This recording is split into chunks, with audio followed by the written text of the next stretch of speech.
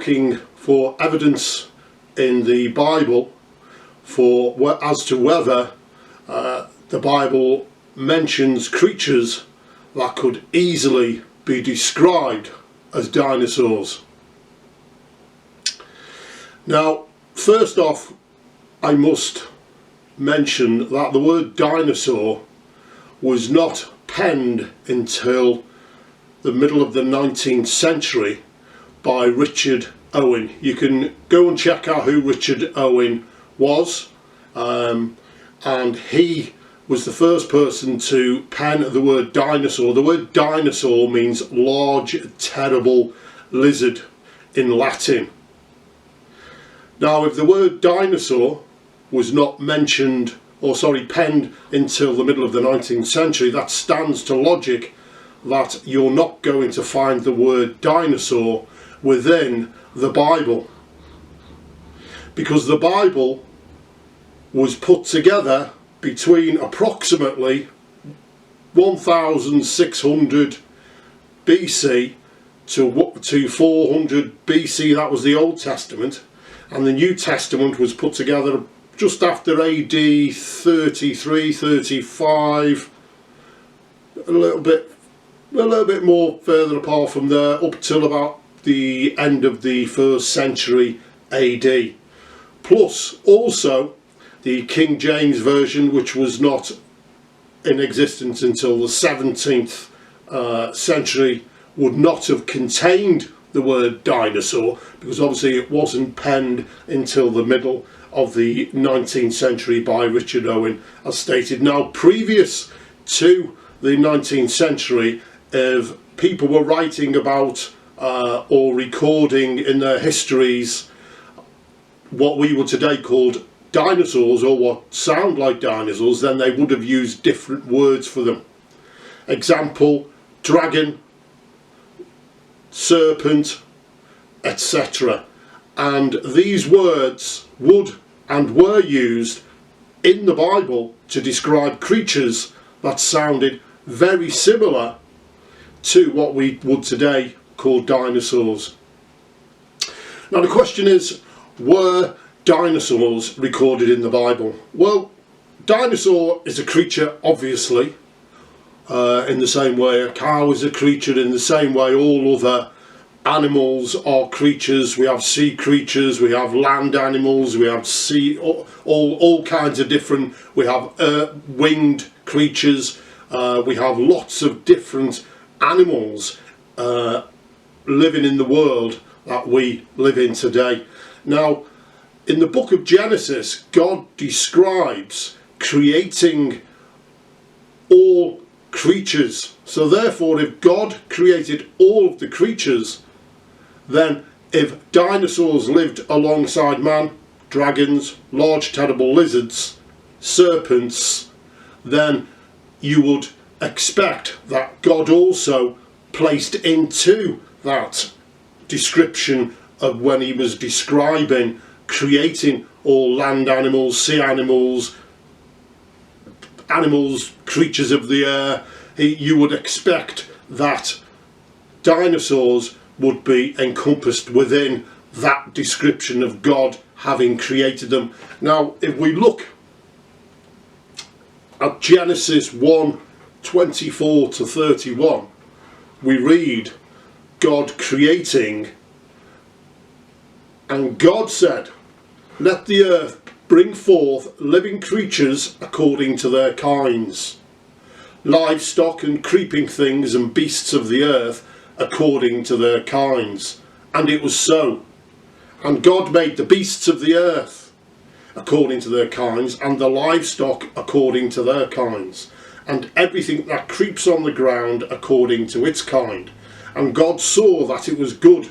Then God said, "Let us make man in our image, after our likeness, and let them have dominion over the fish of the sea, and over the birds of the heavens, and over the livestock, and over all of the earth, and over every creeping thing that creeps on the earth." So God created man in his own image. In the image of God he created him, male and female he created them. And God blessed them and said to them, "Be fruitful and multiply and fill the earth and subdue it and have dominion over the fish of the sea and over the birds of the heavens and over every living thing that moves on the earth. So therefore, there we have Genesis 1, 24 to 31. This is read from the English Standard Version. God said, let the earth bring forth living creatures. All living creatures, that's the earth, created from the earth. Living creatures, livestock, creeping things, beasts of the earth according to their kinds, and it was so. And God made the beasts of the earth according to their kinds, and the livestock according to their kinds. God created everything and said it was good.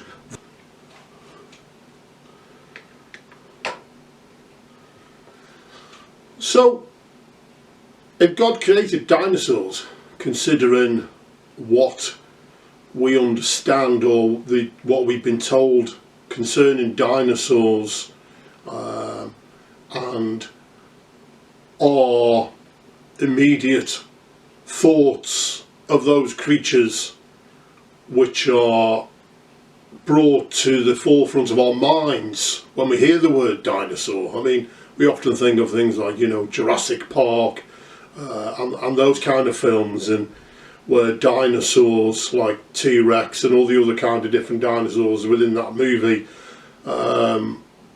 they instill a fear for people that, you know, people think, wow, you know, dinosaurs,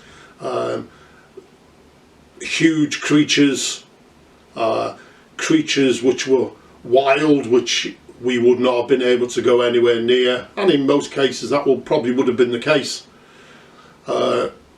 So people automatically, it instills fear among people, and not only fear but amazement, or and it creates this romantic conception in the minds of people due to what we have been told about dinosaurs in the media, films we've watched, etc. So why would God create creatures so big, so fearsome as we've been told? Surely God wouldn't have created those creatures to live alongside man if he created. You know, why would he create such creatures? Well, he creates such creatures to show his creative ability and how awesome he is, and the kind of variations in his creation. We see the universe, we see the earth, we see the planets, we see the solar systems, we see the stars, we see the wonder of space, which in its hugeness and its vastness. And then we come to Earth and all its creative biological life forms, all its ecosystems, all its natural laws. So God is demonstrating his creativeness and his character with the variations that we see in all of creation. So I would argue, well, that's why God created dinosaurs or serpents or lizards, etc., etc., to show how a whole spectrum of his creativity. Some people, like say, have you know, I've thought, well, you know, I've questioned whether God would have created dinosaurs because of what I've said and the fact that, you know, they would be quite fearsome to be living alongside man. But there are other creatures in the world that we know of that also live alongside man. We've got which are quite fearsome, etc. We've got tigers, lions, gorillas, I'm sure you can name a few. So just because we have fearsome creatures, we've also got them in the sea. We've got sharks, we've got all huge big creatures, whales, you know, we've got all this vastness of creatures, lots of them fearsome, but originally they wouldn't have been fearsome, but that is another topic. So basically we've got all these creatures that do live alongside man in our present world, which are fearsome. So the arguments of ferocity, if you like, and ferocious creatures living alongside man as to a reason why God wouldn't create dinosaurs is an invalid reason, and it's not a really well thought out reason. So therefore, are dinosaurs in the Bible? And we have one such creature in the book of Job, and it's described in the following way. Job chapter 40 verses 15 to 24. Look at Behemoth, which I made along with you, and which feeds on grass like an ox. What strength it has in its loins, and what power in the muscles of its belly. Its tail sways like a cedar, the sinews of its thighs are close knit. Its bones are tubes of bronze, its limbs like rods of iron. It ranks first among the works of God, yet its maker can approach it with his sword. The hills bring it their produce, and all the wild animals play nearby. Under the lotus plant it lies, hidden among the reeds in the marsh. The lotuses conceal it in their shadow, the poplars by the stream surround it. A raging river does not alarm it. It is secure, though the Jordan should surge against its mouth. Can anyone capture it by the eyes, or trap it and pierce its nose? So therefore, we've got a creature called Behemoth, which is being described, and it's in the book of Job, as already stated. Now God says to Job, this is a creature which I made along with you, I made with you. And as I've stated already in the book of Genesis, that God made all the creatures, so therefore if it can be demonstrated that dinosaurs, serpents, etc. lived alongside man, then that stands to reason that God created them as he described in creation week and as described in the book of Genesis. And God says here, which I made along with you. So we've got God saying that this creature was made at the beginning, at the same time approximately as man. It's described, it says it feeds on grass. It says it's got huge strength in its loins, its power muscles of its belly, its tail sways like a cedar. So this creature's got a huge tail, the cedar here is describing like a cedar tree. So it must be huge to sway like a cedar tree. Very slow moving and wave-like movements. Its thighs are close knit, its bones are tubes of bronze, its limbs like rods of iron. You know, it ranks first among the works of God. So this creature is huge, and it ranks first among the creatures of God. More than likely the biggest creature that God has made. You know, the hills bring it its produce. The wild animals play nearby. You know, there's wild animals nearby. They don't go near it. You wouldn't want to go near this creature. It lays under the lotus plants, and the poplars by the stream around it. A raging river does not alarm it. It is secure through the Jordan, though the Jordan should surge around its mouth. Nobody can capture it, or trap it, or pierce its nose. So this is one of the creatures described in the Bible as what we could easily say, well, yeah, this sounds like a huge dinosaur-like creature. We also have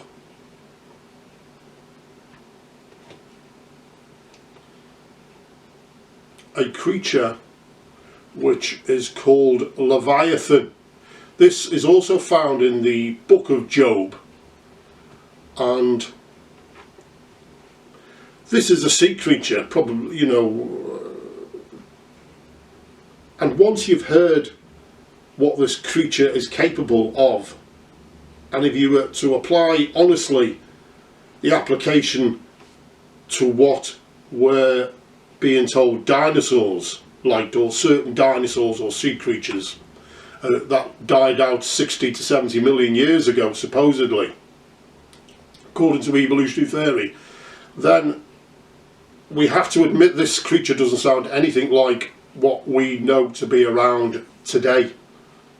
Can you, Job 41, can you pull in Leviathan with a fish hook or tie down its tongue with a rope? Can you put a cord through its nose or pierce its jaw with a hook? Will it keep begging you for mercy? Will it speak to you with gentle words? Will it make an agreement with you for you to take it as your slave for life? Can you make a pet of it like a bird, or put it on a leash for the young women in your house? Will traders barter for it? Will they divide it up among the merchants? Can you fill its hide with harpoons or its head with fishing spears? If you lay a hand on it, you will remember the struggle and never do it again. Any hope of subduing it is false. The mere sight of it is overpowering. No one is fierce enough to rouse it. Who then is able to stand against me? Who has a claim against me that I must pay? Everything under heaven belongs to me. I will not fail to speak of Leviathan's limbs, its strength and its graceful form. Who can strip off its outer coat? Who can penetrate its double coat of armour? Who dares open the doors of its mouth, ringed about with fearsome teeth? Its back has rows of shields tightly. When it rises up, the mighty are terrified. They retreat before its thrashing. The sword that reaches it has no effect, nor does the spear or the dart or the javelin. Iron it treats like straw, and bronze like rotten wood. Arrows do not make it flee, sling stones are like chaff to it. A club seems to it but a piece of straw. It laughs at the rattling of the lance. Its undersides are jagged potsherds, leaving a trail in the mud like a threshing sledge. It makes the depths churn like a boiling cauldron, and stirs up the sea like a pot of ointment. It leaves a glistening wake behind it. One would think the deep had white hair. Nothing on earth is its equal, a creature without fear. It looks down on all that are haughty. It is king over all that are proud. So clearly we've got a description here of a creature that sounds just like some of these creatures which we can see and hear about in museums and read about in books, which have been called dinosaurs, large terrible lizards. And it's got rows of shields tightly sealed together. Its snorting throws out flashes of light. Its eyes are like the rays of dawn. So this creature throws out flashes of light, probably fire. Flames stream from its mouth, sparks of fire shoot out. Smoke pours from its nostrils as from a boiling pot over burning reeds. Its breath sets coals ablaze and flames dart from its mouth. Strength resides in its neck, dismay goes before it. The folds of flesh are tightly joined, they are firm and immovable. So we've got clearly a description there of a creature which breathes fire, flames and smoke comes out of its nostrils. It's got shields on its body to protect it. It's got spikes on its back.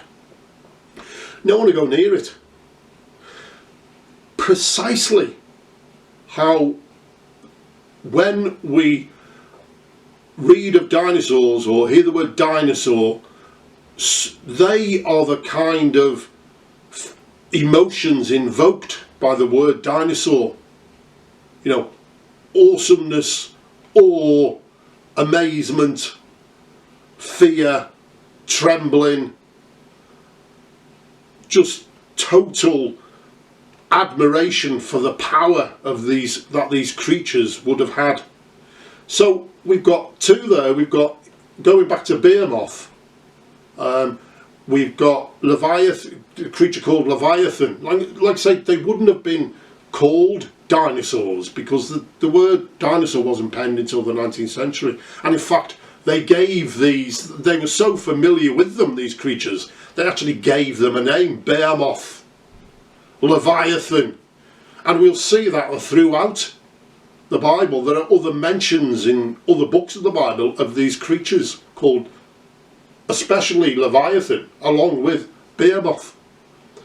So as I say, they're familiar creatures to people who have lived in the past in different cultures, and they're recorded in the Bible. You know, some people have tried to say, well, these creatures which are being described in the Bible, especially they'll try and come along with to do away or to come up with really silly explanations for what these creatures could be that we read about in the Bible.